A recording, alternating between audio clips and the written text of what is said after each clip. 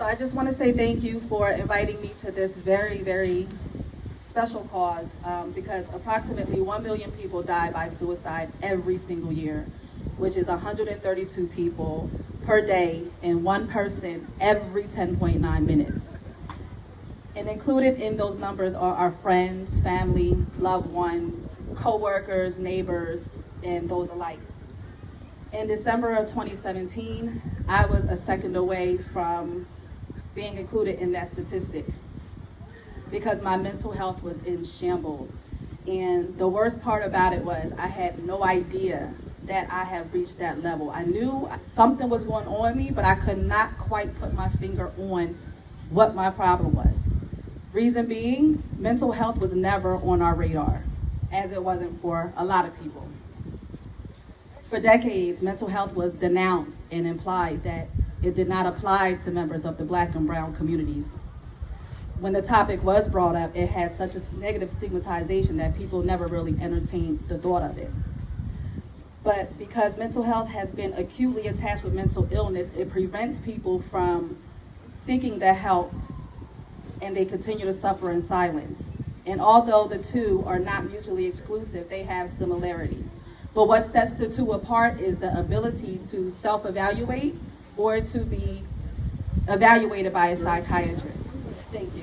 Mental illness is a clinical diagnosis, which is inclusive of schizophrenia, bipolarism, anorexia, bulimia, cutting, etc. And this stark misconception isn't preventative in people seeking the proper treatment.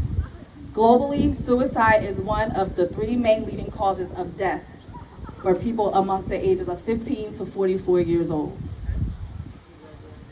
To change the direction of this growing epidemic, we must, number one, begin normalizing these types of conversations. Be unapologetic about where you stand in your life. Number 3, be open to the idea of needing help without feeling weak or emasculated. Begin uplifting and supporting those we know who is having a difficult time. Number 5, pay attention to both the silent and obvious signs. And number 6, begin creating safe spaces for people to become vulnerable with you. Confronting and acknowledging is a recipe for proactivity and a path towards healing. So many people are living through trauma that they don't even realize it.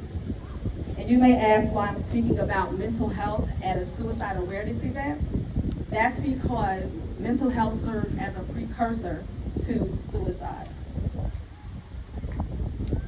This misconception of suicide is that it's a long, thought-out process. And in some cases, it may be, but sometimes it happens in that moment.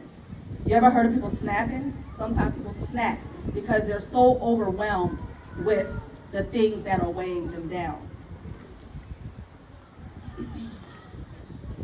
And I know that because it happened to me. And the only reason I stand before you today is because God pulled me out of that dark space just in time. And I believe God granted me that experience in an effort to prevent others from entering the same space. That said, I want to assure you that mental health is in fact a real thing.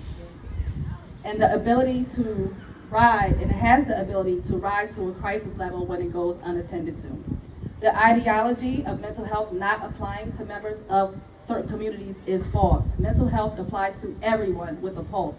It doesn't care if you're black, white, male, female, gay, straight, celebrity status, or unemployed. It doesn't discriminate. In fact, mental health is especially applicable to members of the Black and brown communities because trauma is ingrained in our DNA. And resilience flows through our veins, which means we have the God-given ability to sustain and rise above any obstacle that comes our way. Nonetheless, we're still human beings and cannot be overlooked or discounted because of historics. Now, if you don't take away anything else that I said today, I want you to remember this.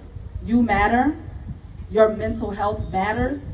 Despite societal norms, it really is okay not to be okay. Let's begin ending the stigma. God bless.